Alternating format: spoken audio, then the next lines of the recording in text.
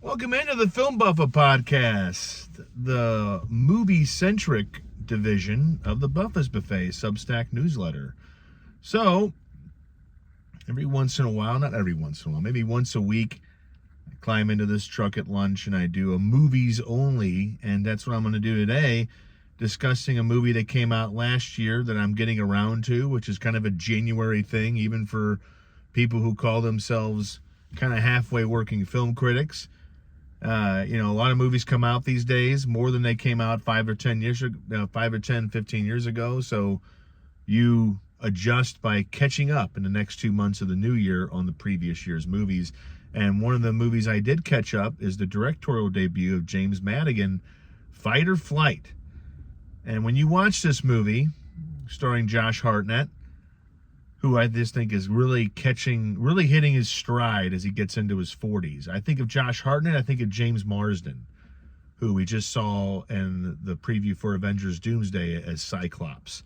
And we saw him on Paradise, the Sterling K. Brown show on Hulu last year. So, certain actors, they get a comfort zone. Maybe it's the roles they're given, and they snap into it, So, and by the way, gotta rep my company, Crescent Plumbing Supply. They're right here to my left. I'm doing my this podcast on my lunch, which I do just about every day. I hope my viewers appreciate it as much as certain viewers might appreciate it. You know who you are. But today, I'm going to tell you why Fight or Flight is worth seeing, and if it's what it's comparable to, and what it's about. What it's about is a mercenary who we meet, played by Josh Hartnett, who is kind of stranded in Bangkok at the beginning of this movie. And you could tell, the first time we see him, he wakes up on a little small one of those crazy taxis that it's tiny. He's passed out drunk. Kid's trying to steal his money or his alcohol, and he lets the kid have the money. So that tells you right there, this guy's in a rough spot. And there's a certain target called the Ghost that has eluded a crime scene and is on the loose. And the agency that I guess employs or has employed Hartnett's character named Reyes before needs him to, sober up and get on a plane and bring her in. Bring him or her in. So, and you kind of find out who it is as the movie kind of gets going, who the target is, but it becomes more of something else, more of a game of survival on a plane. And the John Wick and the Bullet Train comparisons are very true. I thought this was what I wanted Bullet Train to be, the David Leitch film with Brad Pitt, about all the the assassins on the train. You have a kind of an aloof, wayward lead character, kind of like Brad Pitt's character, Josh Hartnett in Fight or Flight, thrown into the middle of this situation, because when he goes on this plane to track down this target, to track down the Ghost, he finds himself on a plane full of assassins who want to go after his target that he's trying to find and bring in alive, and they want to go after him too. So that's the whole movie. And the whole movie is basically a series of great action. There's some twists and turns. You're thinking this character is going to be backstabbing. Maybe they don't. Maybe they do. It's got a lot of excitement. There's a little speeding up of the camera during the fight scenes. Everybody but John Wick does that. John Wick is where the camera is pulled back. Director Chad Stahelski pulls the camera back so we can tell that is Keanu Reeves doing all those moves. And that's just one very blunt way of filming doing action choreography. In this one, they speed the camera up a little bit to make the characters look faster, but it's just so wacky and so fun. You got people, there's a chainsaw that's broken out on the plane. There's champagne bottles are used as weapons. Sprinklers in the ceiling is used as a weapon. If you think of a way that somebody can die, they're going to die that way in this movie. Again, I think this is what it has, a little bit of the spirit of John Wick, and it's got a lot of the adrenaline and the finish that I think Bullet Train, which was widely praised, I just didn't enjoy it that much. It's not like you put it on and you're just going to be bored out of your mind, but I just think as much as it was the pedigree, the talent that was involved in that one, it left me a little wanting a little more. And so I got that out of Fight or Flight.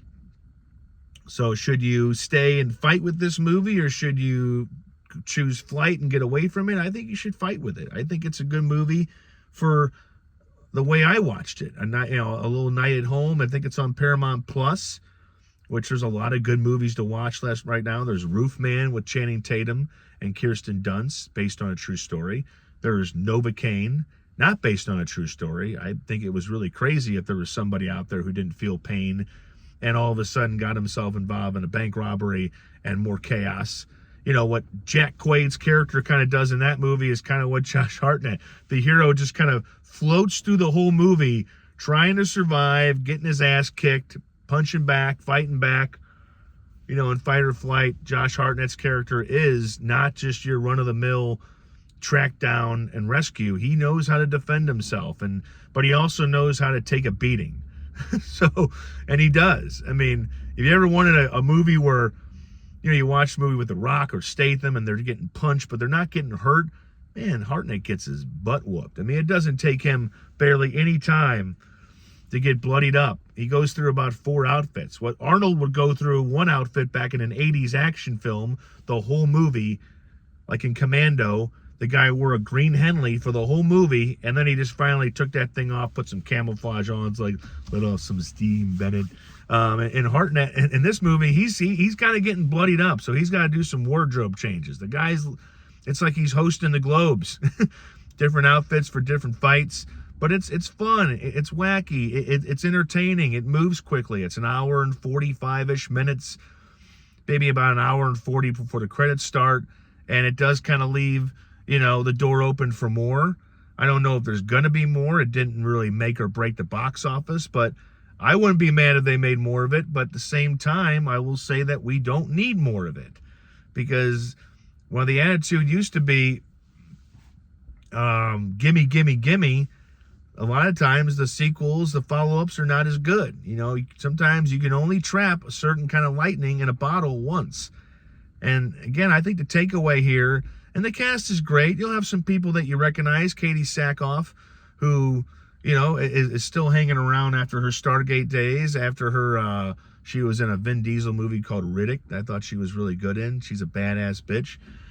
She plays kind of a superior here who needs something done and is enlisting a guy's help that she kind of has some history with, and that gets explained further in the movie. There's a lot in the movie of what happened to Hartnett's character and where he's at and why is he doing it, but they don't dwell on it too much. You get right to what you come for. You come for the action. You come for the action comedy. You come for a few thrills, and you get that. So, but it's Hartnett's movie, man. I think, when he was back, when he came up, when he did Pearl Harbor and he did some other stuff, I thought he was okay, but he was bland. And it's like he did the M. Night movie about the serial killer at the concert. He was in a Statham movie called Wrath of Man. I thought he was good in. It's a little supporting role. And now he kind of leads up a movie that I think if he would have done this when he was younger, it wouldn't have came through as well. He's got the bleach blonde hair in this one. He's got the crazy outfits, but he makes it all work. He doesn't have to try too hard. I think actors, when they get to a certain age, they can relax and they can just unwind and, let things be and let things come to them. That could be fun. And I'm glad James Madigan, the director, and the studio put him up for this. So give it a watch. It's on streaming. If you have Paramount Plus, it's free. It'll be one of those. It's been out for a few months now on streaming, on the video on demand. It'll be like $4 or $5 on Amazon, and it's worth it. I mean, if you want a good movie to watch that's a little something different, that doesn't really slow down too much, and that's a good thing, give this one a shot. And let me know what you think. Come on the blog and comment on this post. All the videos right now, the podcasts are free. I make a portion, sometimes half, sometimes a third of the written post paid.